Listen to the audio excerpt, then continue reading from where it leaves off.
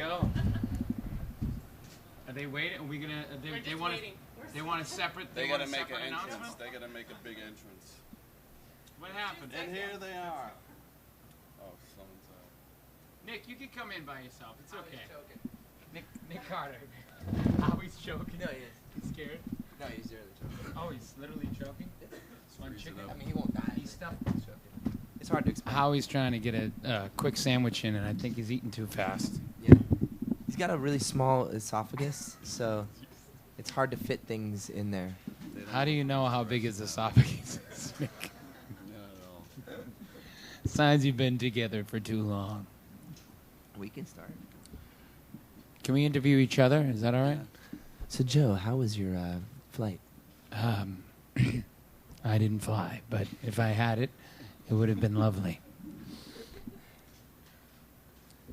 Is he okay? Howie D. No, there he is. There you go. Someone down the wrong pipes. Sorry about that. So are we all good? This is a lively group here. Everyone's just kind of... Okay, well, I guess I'll start. First of all, we'd like to welcome you guys to Montreal. Thank you. We're super excited to have you here. We have Howie Duro and Nick Carter from the Backstreet Boys and Joey McIntyre and Danny Wood from New Kids on the Block. Thank you for doing this, taking time out of your day. I know it's very busy. I guess the first question would be, what can we expect from tonight's show? A collage of explosiveness.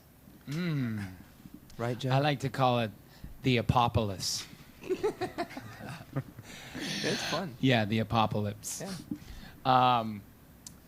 Well, I mean, it's. I think so far it's everything we hoped it would be, and everything the fans hoped it would be. Before we started the tour, we said, we're both bands are lucky to have a bunch of hit records, and it's always a good thing when you're, playing a show, and especially these big arenas, and it's great. We really switch off. I think we feed off each other. It's just the energy never stops, and these crowds are insane. I mean, I know both groups have kind of seen it all, but it never gets old. And so far, every show is just an amazing party, and we're just so grateful to be able to do what we do, and it's been awesome. So, sorry, Melanie from CTV. Just, being on Twitter for the last day, I can see the Montreal fans are constantly following you guys. Just wondering what you love about them and what you love about the city.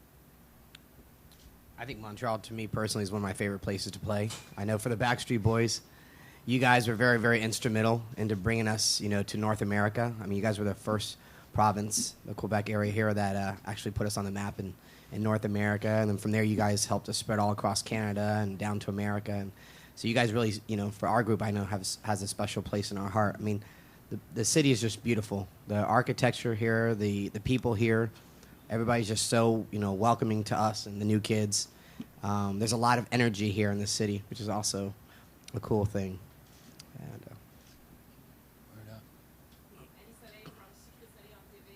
My question is for Joey and Danny. How did you react when the Backstreet Boys first arrived on the musical scene?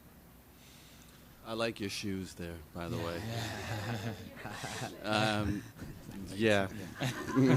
From a nightmare. Are those like slippers? Yeah, They're like slippers. These are slippers. Yeah. Classic. awesome. I was like 3 years old, and it was way too big for me. That was part of the runaway train that was the New Kids merchandise 20 years ago. Those are hot, though. Those are sexy. Yeah, retro. they're hot on you. Yeah. Yeah.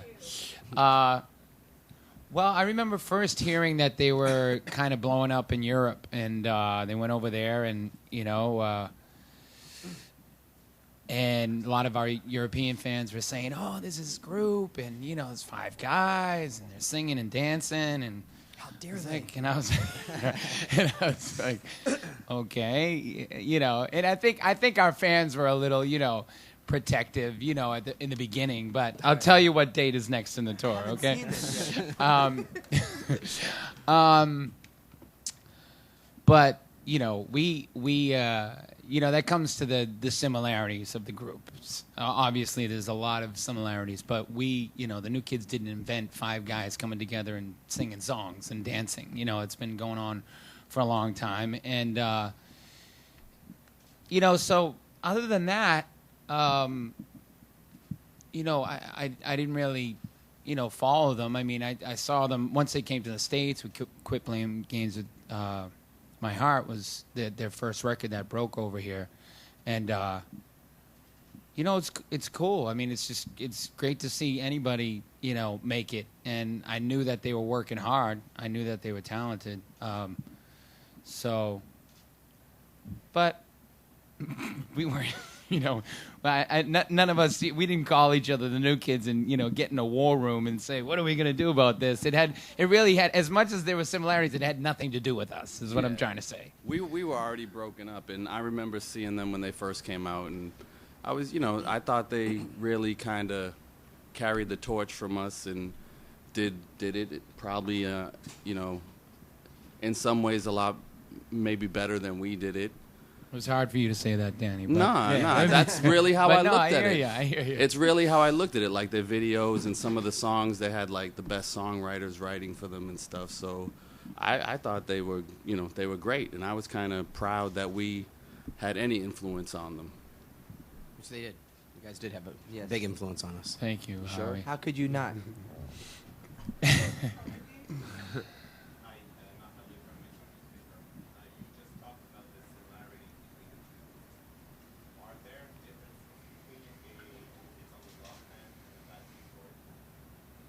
That's a good question. The fans? Mm-hmm. It's strange because they go out in the audience and we go out in the audience as well, and I look and I'll see a New Kids fan like screaming and grabbing for me, with the shirt on, and then it just kind of makes me turn my head like, are you a fan of us as well? It's cool. I think honestly, I don't know. I mean, besides some age differences, but I think that it's strange because even those New Kids fans that have those shirts on, they're young. Like, they're really young as well. So it's like, I think it's a perfect combination, of different generations, I think, that really don't care. They just like good music, and they just want to see a good show. And I think that's what both of our fans are, the exact same thing. Yeah, since opening night, that's what I've noticed with the fans, is that they have an appreciation for both groups, whether they've got a Backstreet Boys T-shirt on and then we're out there doing something. They appreciate both groups. And it's been really kind of what's been so awesome about this is that the fans have all come together and probably educated each other about both groups. And it's very cool to see every night. It's funny, you don't, until that question, I mean, when you're under the stage, we trade off a lot. So there's no difference in the reaction and the excitement. Both groups are bringing it every night, but the reaction is the same. And it's funny, you don't think of it until just now that, I guess that's another thing that's just working out good. A lot of time has gone by since the public first was introduced to both bands. You guys, I'm sure, have done a lot of growing up. I'm wondering if you could go back in time, knowing what you know now, and give a piece of advice to your younger selves, what would it be? It's funny. Say no to the slippers. No, it's funny because I don't know their take on it, but it's from my side of things. I always feel like I wouldn't change anything that it has brought us to this point, because if you changed one thing, would that have, changed your destiny? Would you be here sitting next to these guys? I don't think so. I think everything is meant for a reason. Things happen for a reason, and even the bad stuff. The bad stuff I think teaches you how to be better the next time around. I probably would have changed a hairdo or so, maybe. Besides that, but it's cool because I really feel like lightning is striking twice again, and I think that's very rare, and I think that we're very fortunate for it. So everything that's got us to this point, I think it's a blessing.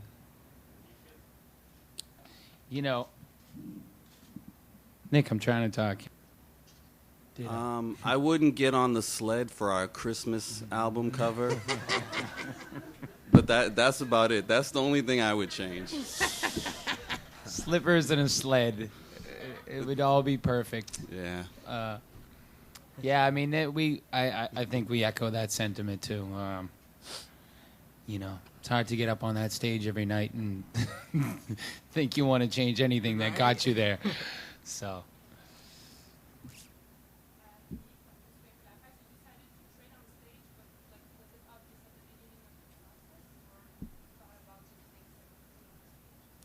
I think we probably, I think thinking about the whole show, we definitely felt like it was a cool way to try to mash up a couple of songs, but we didn't really want to I don't think we wanted to do that for every single song. I mean, I think both groups here we have some great fan bases that really want to see us individually as well. So we made a conscious effort to try to make good quality time up there on stage where we're together doing some stuff, but at the same time doing some stuff individually. And but there was no really set plan on how it was kind of going to come into shape. It just kind of all started falling into place.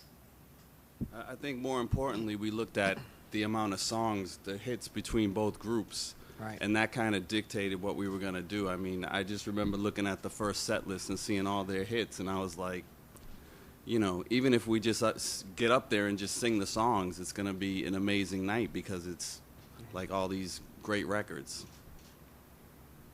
We find ourselves, I don't want to tag on something, we find ourselves waking up every morning singing each other's songs.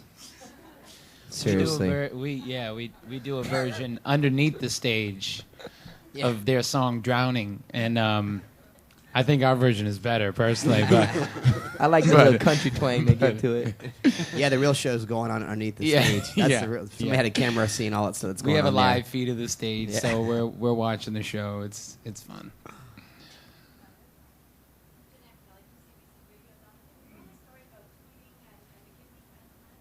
I'm not Donnie, though. I'm Danny. Yeah. So I didn't do that. No. Close enough. Well, we actually met her. I think, I don't know if you had met her before, but what you're referring to is a girl needed a kidney, and Donnie, one of Donnie's followers, asked him to retweet, reaching out and saying this girl needs a kidney, and is, if you're a candidate and you're willing to do that, just get the word out. And it really just kind of blew up and kind of went viral, and the news picked it up. Donnie, I think, for the most part, just has downplayed it and said, I just retweeted, I think it's, speaks to the power of Twitter and the power of our fans, and, the nature of our fans, and how we're one big family. The girl is going to get the kidney in a couple of weeks, I think. Yeah, she was in meet and greet, one of our meet and greets a couple nights ago, and we took a little extra time with her to talk to her, and it's and she's and the donor is anonymous, by the way. Yeah, which is kind of adds to the story that she doesn't want any credit. You would think if she was a fan, she would he or she would want to get something out of it, but the person didn't. So it's an amazing story, and it's pretty wild.